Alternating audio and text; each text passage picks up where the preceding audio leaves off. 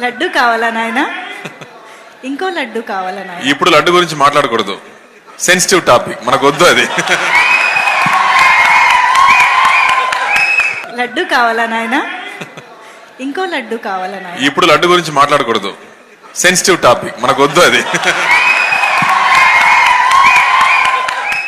సగటు హిందూ మీరు సినిమా టికెట్లకు వెళ్ళిపోతారు. అభిమానులు అందరూ మీరెవరు హిందువులు లేరా? సినిమా టికెట్ల కోసం చర్చించుకుంటారు. సినిమాను మీరు కూర్చోడానికి మీరు మొత్తం మాట్లాడతారు. అందరిని అడుగుతున్నా, అందరు మొత్తం భారతదేశపు యావత్తు ఉన్న సినిమా అభిమానులు అడుగుతున్నా, మీరందరూ హిందువులే కదా? అత్యధికులు హిందువులే కదా? మీకు బాధ్యత లేదా? మీకు మీ సినిమా హీరోలు, నేను కూడా హీరోనే, నన్ను మించి దేశాన్ని చూడమని, సనాతన ధర్మాన్ని చూడమంటున్నా. మీ కన్వీనియంట్ గా కూర్చోబెట్టి హీరోలు ఎత్తడం కాదు, నన్ను ఎత్తడం కాదు. ధర్మం విఘాతం కలిగినప్పుడు ధర్మానికి మీరు మాట్లాడటం మీ బాధ్యత. నా తరం మేము కష్టపడుతున్నాం, ముందుకు వచ్చాం. ఎవరి కోసం పడుతున్నాం ఈ కష్టాలు? మాకు సరదా కాదు. ప్రతి ఒక్కరి ఇష్టానికి వచ్చి మాట్లాడుతూ ఉంటే బాధ కలుగుద్ది. అయ్యప్ప స్వామి దీక్ష చేసే వాళ్ళ మీద ఎంత ఇష్టారాజ్యంగా మాట్లాడతారు.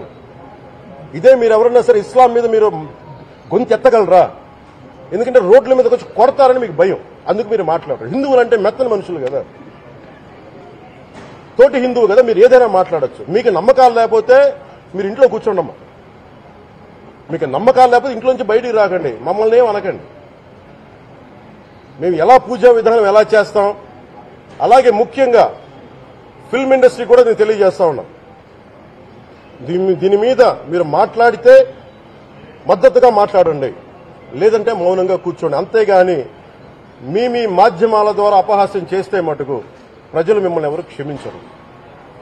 ఎందుకంటే చాలా డీప్ పెయిన్ ఇది. మీరు లడ్డు మీద జోక్లు వేస్తున్నారు. నేను ఒక సినిమా ఫంక్షన్ కూడా చూశాను. Laddu is a sensitive issue అని. Don't you ever say that. Don't you ever tried to say that, please. I respect you as actors, but when it comes to Sanatana Dharma, please, you have to think 100 times before you saying a word. One comment.